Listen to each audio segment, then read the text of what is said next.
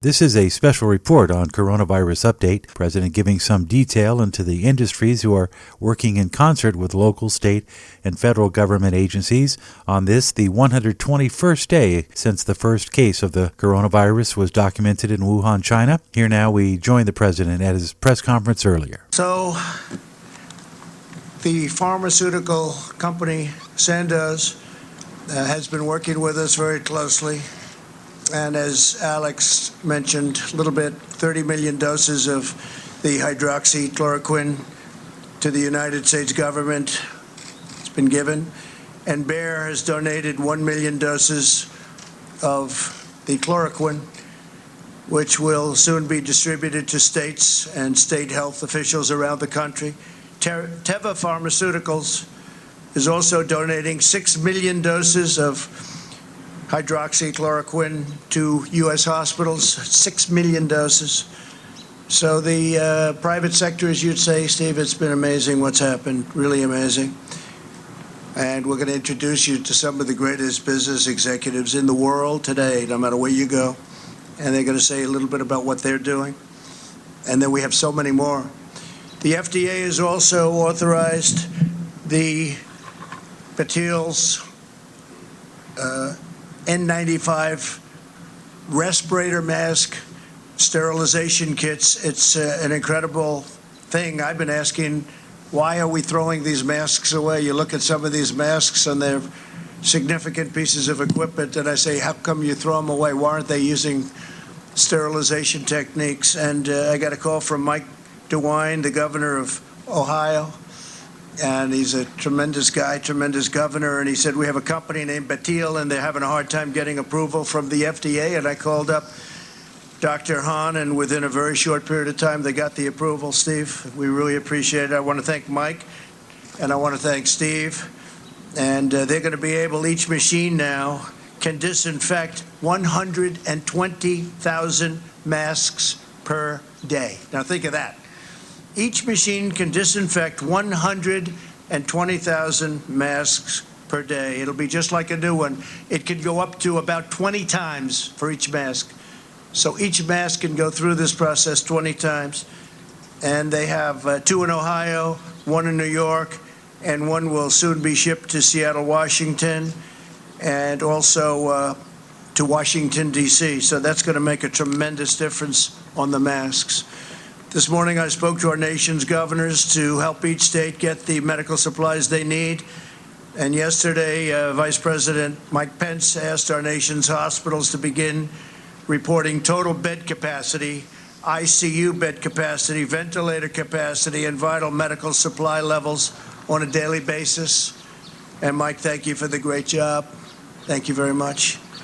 In New York, the 2,900-bed hospital under construction, which is now completed.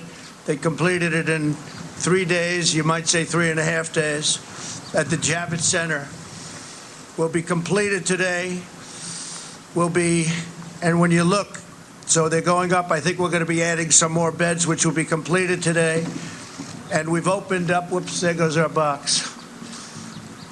And my hair's blowing around, and it's mine.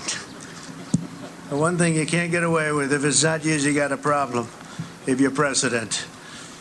And nearly 3,000 medical beds will become operational. The U.S. Navy ship Comfort also arrived today, equipped with 12 operating rooms and 1,000 hospital beds. Work has begun on additional temporary hospital sites, including a 600-bed capacity nursing home facility in Brooklyn and numerous floors of a high-rise building on Wall Street. So it's been really pretty amazing what they've done. The Army Corps of Engineers, what they've done, they just completed, think of it, a 2,900-bed hospital in New York in just about 3 days, maybe 4 days. And the whole city's talking about it. On top of that, we floated in a great ship, which is going to be 1,000 rooms, which is being used for patients outside of what we're focused on, and that will free up a lot of rooms for what we're focused on. So it's been great. The Army Corps of Engineers has awarded contracts for the construction of alternate care facilities also at the State University at Stony Brook, State University Old Westbury and the Westchester Community Center. We're sending 60 ambulances to New York City today.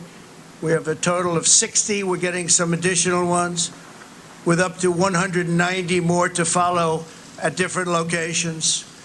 To date, FEMA has obligated more than $1.3 billion in federal support to the state of New York. So we're spending a lot of money in New York. It's a hotbed. There's no question about it. And we're spending a lot of time, effort on New York, New Jersey. Spoke with Governor Cuomo a lot. Spoke with Governor Murphy a lot in New Jersey. And we're really getting the job done. People are very impressed, and I'm very impressed by the people in FEMA, the people in the Army Corps of Engineers, because what they've done, I've never seen anybody do anything like it.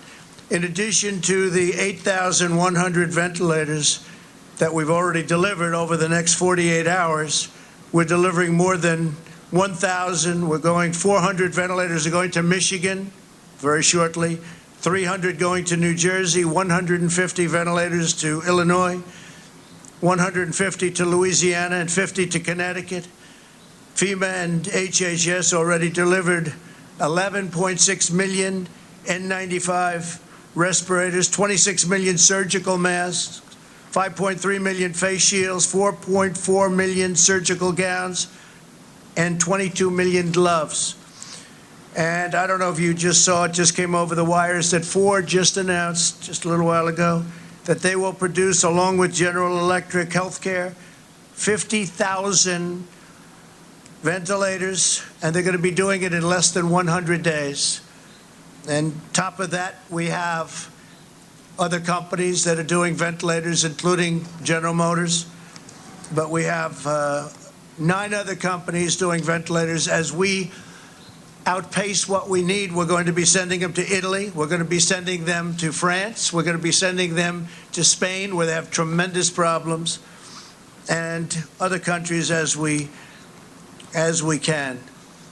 But the fact that we're doing so many so quickly is a tribute to our great companies. More than 14,000 National Guard members have been activated and can help supplement state and local efforts to distribute personal protective equipment, where we're sending a lot. We have plane loads coming in.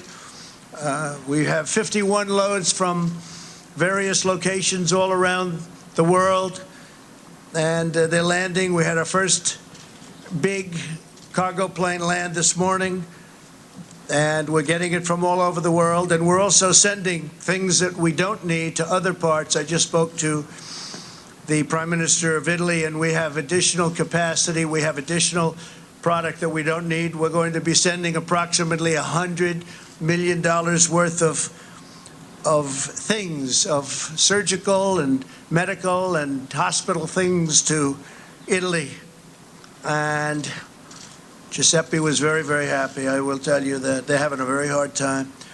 Joining us this afternoon are CEOs of the great American companies that are fulfilling their patriotic duty by producing or donating medical equipment to help meet our most urgent needs. What they're doing is incredible, and these are great companies.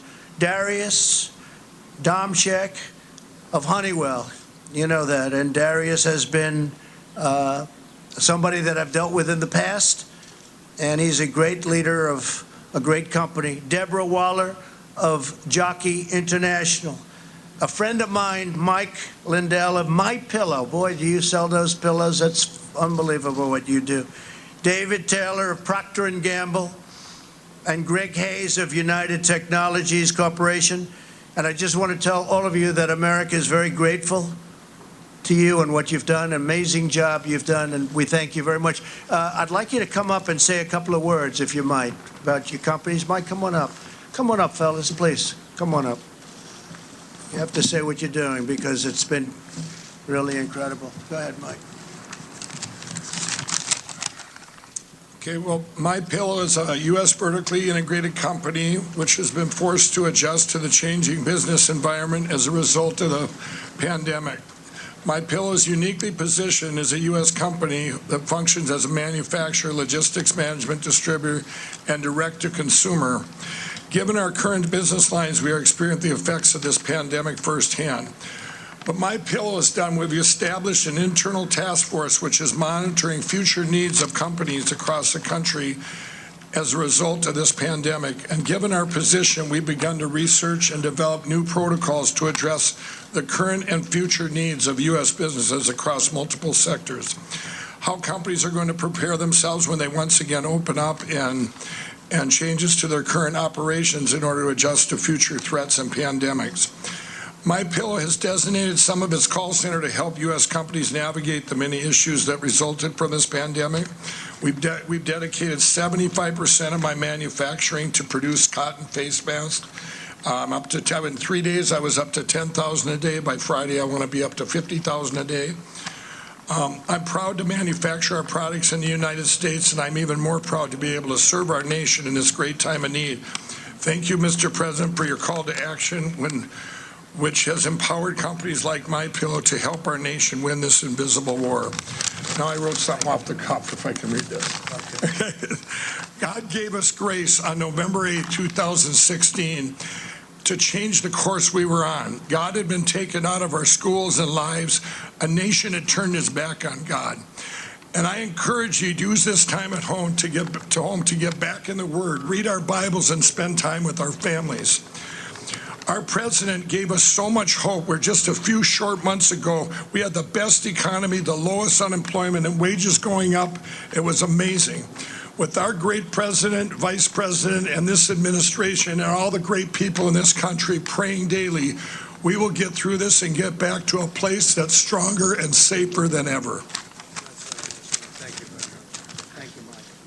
You've been listening to the President giving an update to the nation earlier this afternoon on the White House lawn. Stay tuned for continuing reports as we update you on the latest news in the fight against COVID-19, the coronavirus update.